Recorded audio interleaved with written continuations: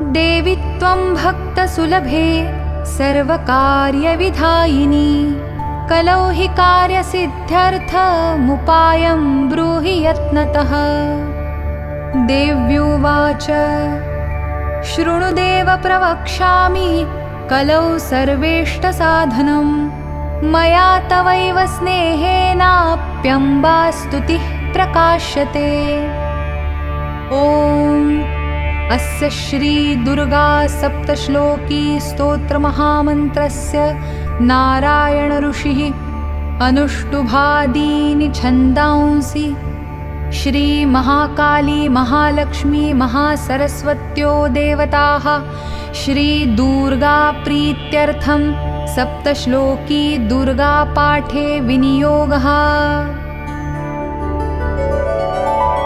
ज्ञानिनामपि चेतांसि देवी भगवती हि सा बलादाकृष्यमोहाय महामाया प्रयच्छति।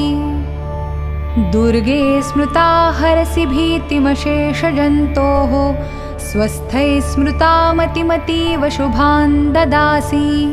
दारिद्र्यदुःखभयहारिणिका त्वदन्या सर्वोपकारकरणाय सदार्द्रचित्ता।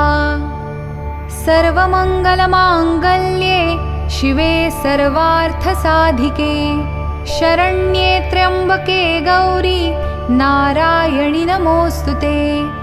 शरणागतदीनार्त परित्राणपरायणे सर्वस्यार्तिहरे देवी नारायणि नमोऽस्तुते।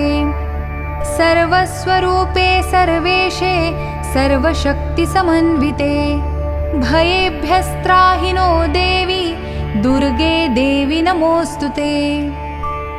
रोगानशेषानपहंसि तुष्टा रुष्टा तु कामान् सकलानभीष्टान् त्वामाश्रित्य